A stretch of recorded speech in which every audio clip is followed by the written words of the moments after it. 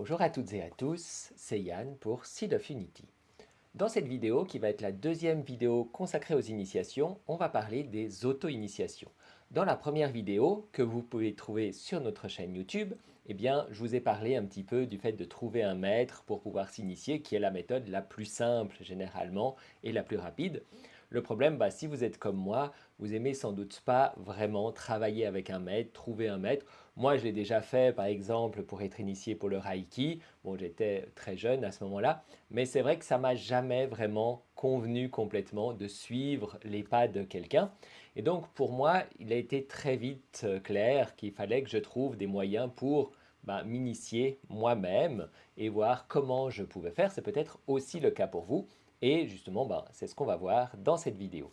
Donc justement, quand on est une âme incarnée particulière ou bien simplement qu'on a envie de suivre sa propre voie, trouver un maître et suivre ce qu'il nous dit, ce n'est pas quelque chose qui nous parle. Et donc on va devoir trouver des moyens de faire des auto-initiations parce qu'on a aussi besoin de changer de paradigme. Alors des fois peut-être qu'on a des initiations spontanées puis qu'on n'a pas besoin de faire une auto-initiation parce que tout va aller en automatique. Mais assez souvent, ce n'est pas le cas et on va avoir ce besoin finalement, cette nécessité de mettre en place une auto-initiation. Donc comment on va pouvoir faire? Forcément, on n'a pas un maître qui nous montre comment il faut faire, qui décide aussi si on est prêt à suivre cette initiation. Donc la première chose, ça va être soi-même d'écouter pour savoir, ok, est-ce que je suis prêt à faire une initiation ou pas? Comment on peut savoir? Souvent, quand on est vraiment bloqué, quand on n'avance pas, c'est souvent qu'on a besoin de faire une initiation. Alors bien sûr, le problème, c'est de savoir si on est prêt à faire l'auto-initiation qu'on veut faire ou pas, et ça, c'est pas toujours évident. Alors, généralement, le plus facile dans ce cas, en fait, quand on part pour une auto-initiation, c'est de faire une initiation en chercher un pseudo-maître, entre guillemets, qui n'est pas vraiment un maître, mais quelqu'un qui va nous guider, nous accompagner. Et souvent, on peut le faire au niveau de nos guides spirituels ou au niveau de maîtres de lumière, au niveau de certaines, justement, entités qui vont pouvoir nous proposer des initiations. Moi, personnellement, ils me proposent même des initiations souvent sans que je l'ai forcément demandé, mais simplement sur mon chemin. Quand je suis prêt pour une initiation, comme c'est ce qui m'arrive ces temps, au moment où j'ai tourné cette vidéo, je suis prêt pour une initiation, ils me proposent une initiation, quelque chose de tout nouveau qui me tombe un petit peu dessus comme ça, alors que ce n'est pas forcément le moment, puisque la même chose, au moment où j'enregistre cette vidéo, je prévois de faire quelques mois plus tard, de commencer l'initiation des 6 lunes, et donc ce n'était pas le moment de faire une autre initiation, mais mes guides en avaient décidé autrement, enfin en ont décidé autrement, et donc je suis parti dans cette initiation qu'ils m'ont proposée. Donc ça, c'est vrai que c'est une possibilité pour faire une auto-initiation, c'est d'avoir des guides qui nous suivent. Donc c'est un peu entre l'auto-initiation et l'initiation par un maître finalement. J'ai une forme de maître, mais ce n'est pas un maître qui me dit il faut faire ci, il faut faire ça, c'est comme ci, c'est comme ça. Ce n'est pas une initiation, quelque chose de fixé, quelque chose qui a été suivi finalement de façon par quelqu'un matérialisé. Là, ce sont des entités, mais ces entités, elles n'ont pas vraiment suivi cette initiation. Ce n'était pas qu'elles avaient fait ça dans une autre vie. C'est vraiment qu'elles me proposent un chemin. Donc, c'est un nouveau chemin, mais avec quand même une carte, avec quand même quelqu'un qui est là pour me guider un peu, qui voit un petit peu plus large que moi, parce que forcément, quand j'ai la tête dans le guidon, j'ai un peu de la peine à voir le grand ensemble. Et donc, mes guides peuvent m'aider là-dessus. Ça, c'est vrai que c'est une possibilité, quelque chose, de travailler avec des guides. Si vous n'avez pas de contact avec vos guides, vous pouvez aussi vous faire aider par quelqu'un qui peut communiquer avec vos guides et vous aider à transmettre forcément leur message. Et puis sinon, vous pouvez aussi travailler simplement de manière par votre intuition. Sinon, s'il n'y a pas ça, vous pouvez faire confiance à votre intuition, appeler l'univers et faire confiance à votre intuition et regarder ce que l'univers vous envoie. Donc, en dehors du fait des guides, moi, ce que j'aime bien utiliser aussi, justement, c'est l'intuition. Et puis, partir d'une initiation, quelque chose de connu que m'a envoyé l'univers. Par exemple, pour les 6 lunes, c'est en lisant un livre où ça parlait de l'initiation des 6 lunes où je me suis dit, ok, ça, c'est vraiment quelque chose d'important pour moi, c'est quelque chose que j'ai envie de faire. Alors, je ne vais pas forcément le faire exactement comme c'est proposé au niveau du livre, je vais l'adapter à mes propres conditions, en fonction aussi de ce que mes guides me disent, mais je vais partir de ce modèle parce que ce modèle me convient bien. Donc ça aussi, vous pouvez simplement regarder, rechercher, demander à l'univers de vous apporter les initiations dont vous avez besoin, enfin les bases en tout cas.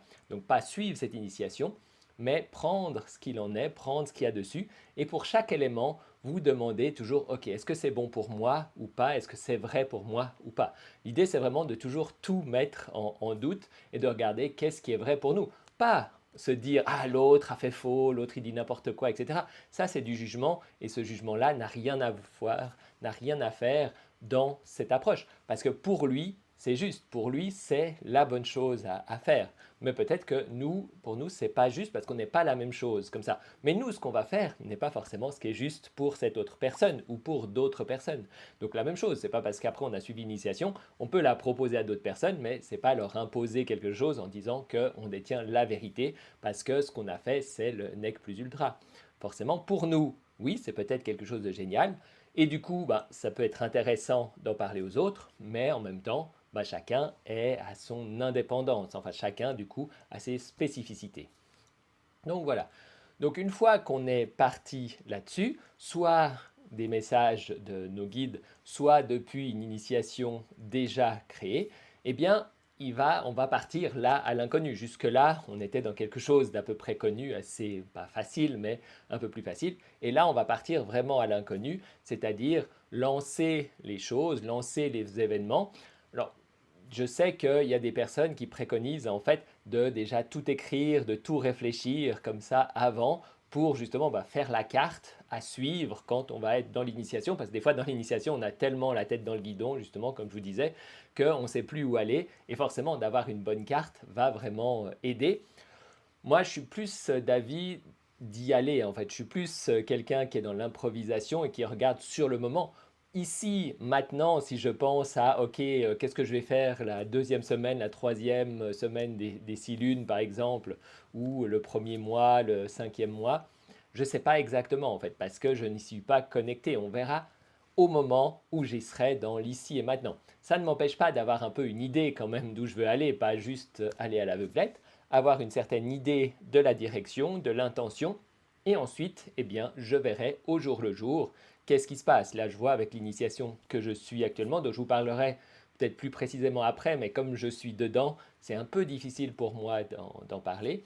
Mais c'est vraiment au jour le jour. Je sais un petit peu ce qu'il y a, je sais quel est l'objectif, mais peut-être que les choses changeront et je ne sais pas. Est-ce qu'elle se fera rapidement? Est-ce que se fera lentement? Là, le début s'est fait très rapidement, puis depuis un certain temps, ça bloque un petit peu. C'est un peu plus difficile de passer certaines étapes.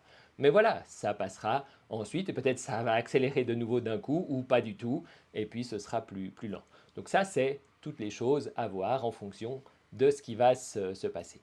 Donc c'est vrai que quand on fait une auto-initiation, on est vraiment dans cet inconnu. Et même si on crée un plan, eh bien souvent ça ne va pas se passer comme on veut sur ce plan.